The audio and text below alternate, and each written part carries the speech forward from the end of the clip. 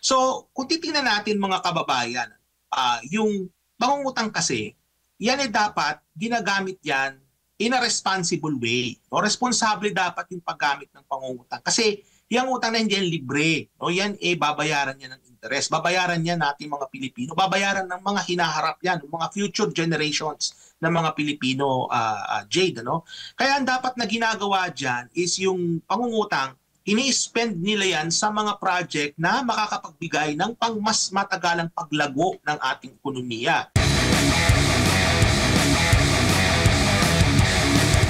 Sinasabi po ng Bureau of Treasury, Doc, na yung utang ng Pilipinas ay tumaas po, umabot ngayon sa 16.63 trillion pesos in February 2025.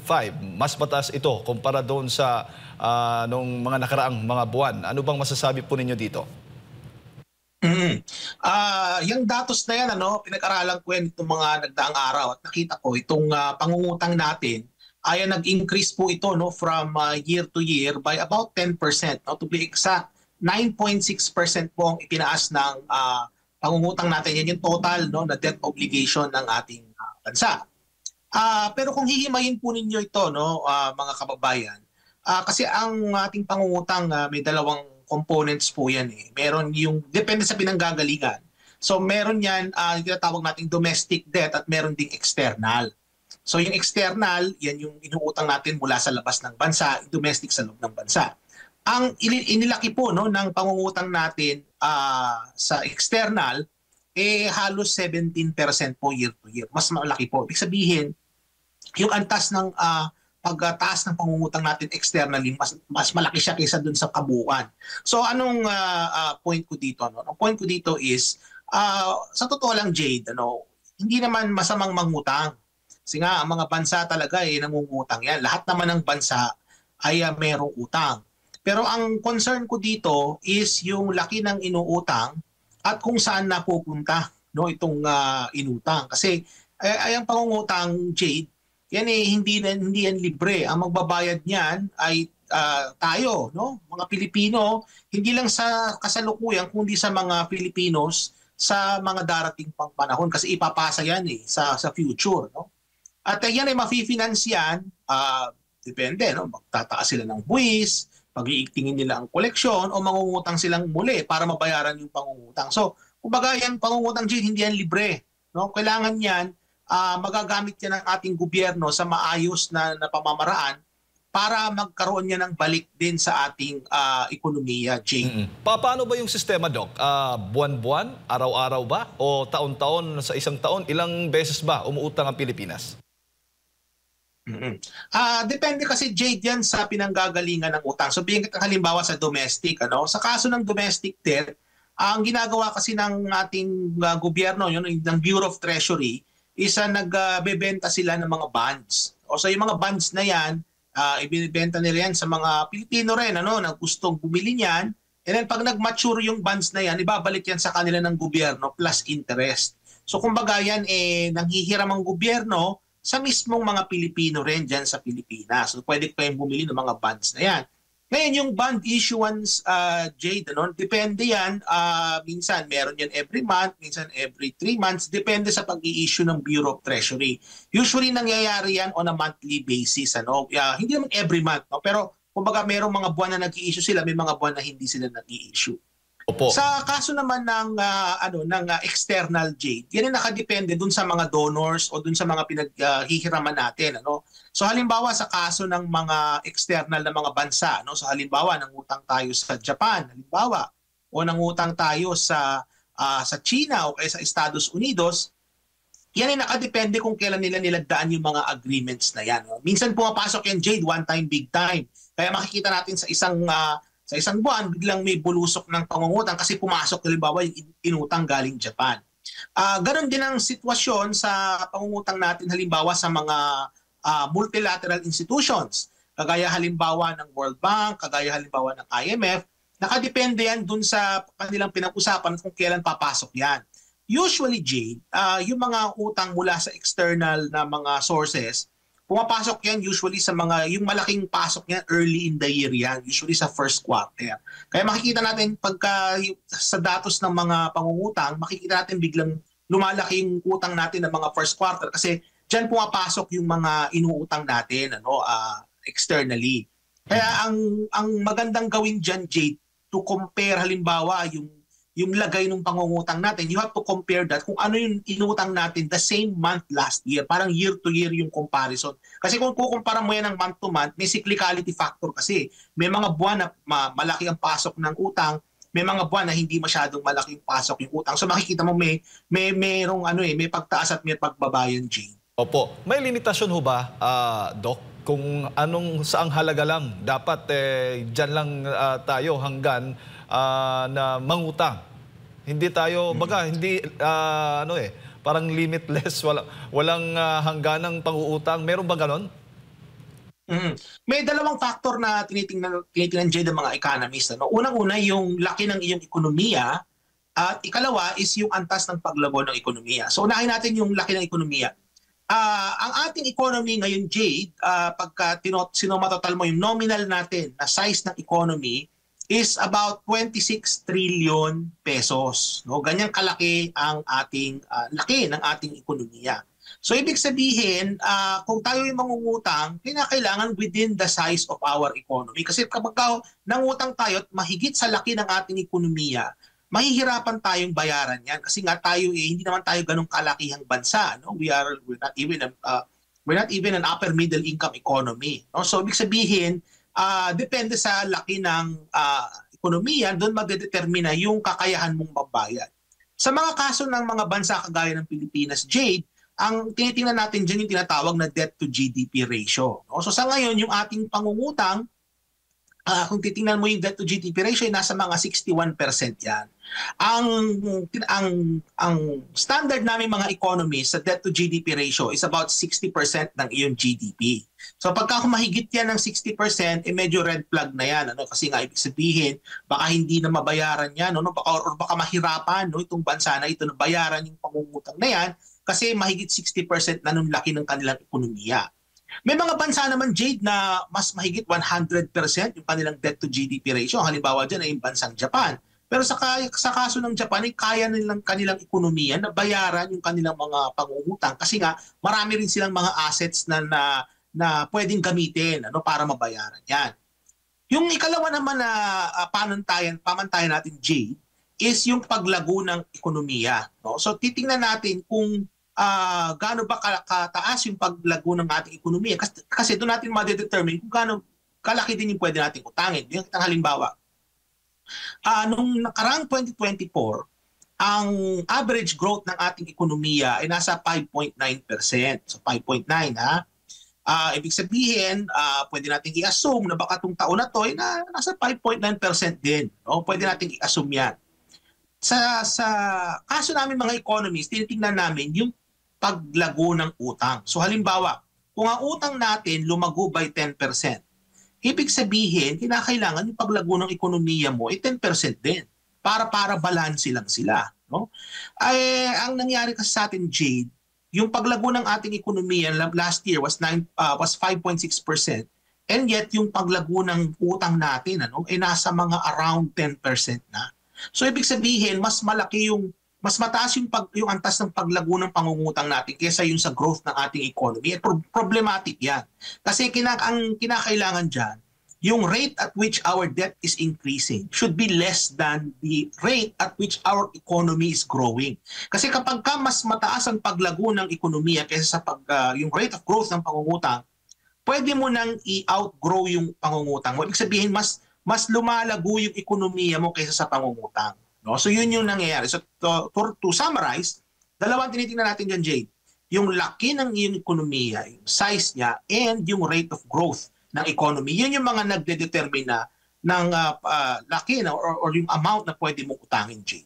Sa kabila po ng mataas na utang natin, no? Halaga ng utang natin, Doc, nanatili pa rin manageable, itong utang natin at habang sinusuportahan nga yung pang-ekonomiyang pag-unlad natin. Pero paano ito makakaapekto naman doon sa, yung pangkalahatan, no, makakatulong sa ating ekonomiya. Kasi ang purpose na bakit umutang tayo para mapunduhan yung mga programa, hindi ho ba, mga public programs at mga proyekto. Pero paano po ito makakatulong din sa may ROI, may return din? Paano makakaapekto sa ating ekonomiya? Pero tandaan din natin, Jade, bagamat tayo nangungutang, nagbabayad pa rin tayo, Jade, ng mga inutang ng mga nagdaang gobyerno, no, daang administration. So yan yung tinatawag nating debt servicing. At yung debt servicing na yan kumakain yan ng isang significant porsyento ng ating budget. No? Na sana nakalaan na yan sa mga social programs ng ating gobyerno, nakalaan na yan sa sa mga infrastructure project, and yet nagagamit lang siya pangbayad ng mga utang sa mga nagdaang panahon. Kaya nga ideally, Jade, ang dapat na estratehiya ng ating gobyerno is bagamat mangungutang pa rin tayo, pero dapat yung pangungutang natin pababa na ng pababa. So paano mo magagawa yan? Magagawa yan sa pamamagitan ng pag-i-increase ng government revenue, either through pag-i-improve ng collection or pag-i-increase ng taxes. So normally, yung pag-i-increase ng taxes, hindi yan popular sa tao kasi nga ayaw naman tao magbayad ng buwis, napupunta lang sa corruption, di ba? Ang ginagawa dyan usually is ini-improve nila yung collection side of things. No? Mag-i-improve nila yung internal revenue collection. At pag yan yung nangyari, no, na-improve nila yung kanilang internal revenue, and at the same time, no, nakahanap sila ng mga efficiencies within the expenditure side ng budget, so ibig sabihin niya, may possibility na lumiliit yung ating budget deficit, yung kakulangan ng gobyerno sa kanilang paggastos. And in fact, the reason why kaya tayong humihiram palagi, kaya tayo nangungutang, is palagi tayong merong budget deficit, Jade. Laging kulang, no, yung paggastos, kumbaga kulang yung revenues na nakukuha ng ating gobyerno versus sa kanilang gastos, kaya nangungutang po ang ating gobyerno. At kapag na-narrow down po natin, napapaliit po natin yung deficit na yan, yung chances or yung propensity nating mangutang sa hinaharap, posibleng lumit na. So yun yung dapat na gustong i-achieve ng ating gobyerno. Yun po yung dapat na gawin nila. Nakikita natin, Jade, pataas ng pataas yung antas ng pangungutang natin. In fact, yung ating external debt, for the month of February, kung ikukumpara natin for the same month last year, tumaas ito by 17%. No? Kung ikukumpara ninyo yung paglago ng ating ekonomiya, nasa 5.9% lang. Ayan, nasa screen natin yung pangungutang. Yan comparison po yan ng administrasyon ni Pangulong Duterte at ni Pangulong Marcos Jr. Balik natin yung kanina, yung kaninang slide na yung kanina. Kasi yan. Kung makikita natin, yung pangungutang ni Marcos Jr., yung pula, nasa itaas, no, kaysa nung berde. Ibig sabihin nito, mga kababayan, kaya nasa mataas yung kay Marcos Jr. dyan na graph, no, yung curve, kasi nandyan pa rin yung mga pangungutang ng mga nagdaang administrasyon. Kasama na dyan yung pangungutang ng pandemic. Kaya nakikita natin na talagang mataas yung amount, no, ng utang natin sa ngayon under kay Marcos Jr. Kasi kasama na dyan yung mga inutang ng mga nagdaang administrasyon. Ang tawag natin dyan, mga kababayan, ay stock, no, stock ng mga pangungutang. Ngayon, to provide a better comparison sa dalawang administration, tingnan lang natin yung idinagdag nila sa pangungutang nung kanilang panunungkulang. So, hindi natin isasama, mga kababayan, yung mga naipon na utang. Ito lang yung dinagdag nila sa utang. Yan yung graph na nasa kanan. Yan yung tinatawag natin na rebase na. No? Ang tinitingnan natin dito is yung unang 30 buwan nila sa pwesto kasi to have a better comparison.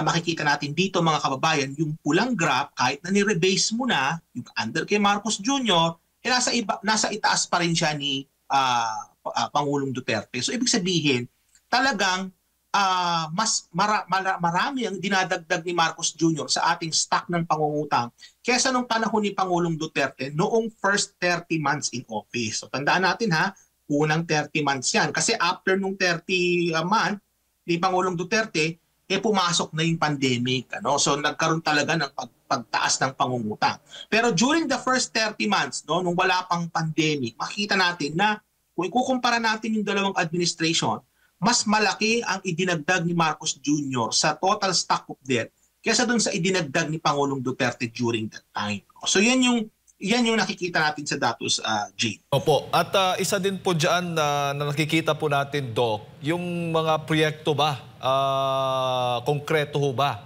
yung mga proyekto na pinupundahan gamit itong inuutang natin? Alam mo, sa totoo lang, Jade, mixed yung aking response dyan. Kasi, bakit mixed? Kasi may mga ibang project na mga na-defund eh. So may mga infrastructure project halimbawa na-defund, lalo na sa Mindanao, for example. May mga proyekto dyan na hindi nabigyan ng budget kasi nga, wala daw silang ma-provide the budget, and yet nangungutang pa rin sila ng nangungutang.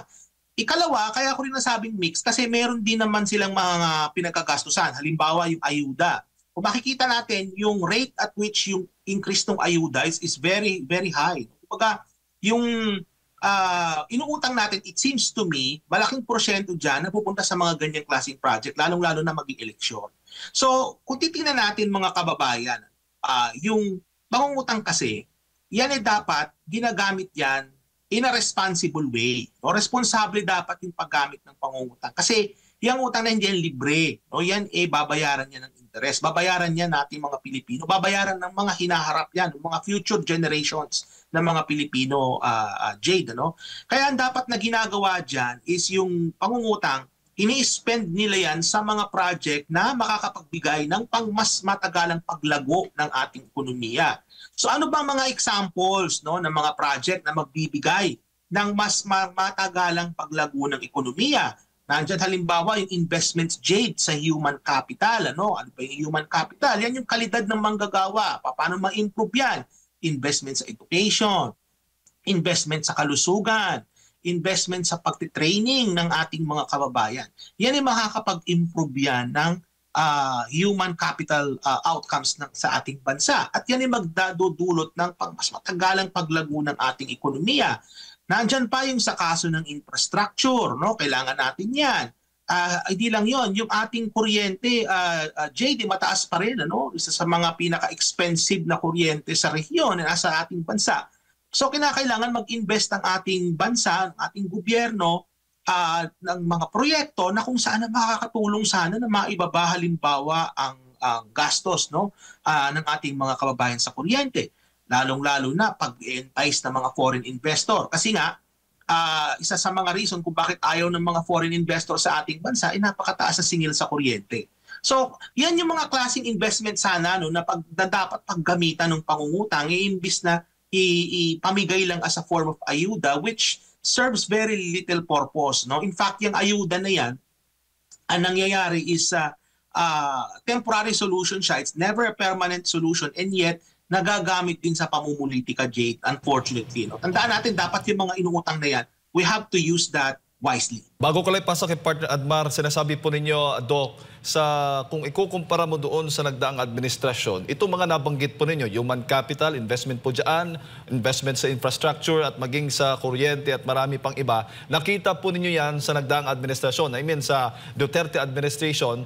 Sa administrasyon ngayon, umutang tayo para doon sa mga sinasabing mga ayuda, sa halip ng mga infrastruktura na nakita natin sa mga nagdaang administrasyon. Tama ho ba, Doc? Ganong analysis? Bibigyan kita example, Jade, yung universal healthcare.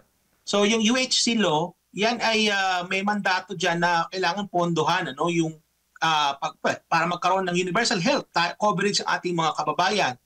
Noong panahon ni Pangulong Duterte, have we heard na na-defund ang PhilHealth for that purpose? Wala tayong narinig na ganyang issue. Ngayon kay Marcos Jr., where nakita naman natin na ang budget ng PhilHealth ay zero.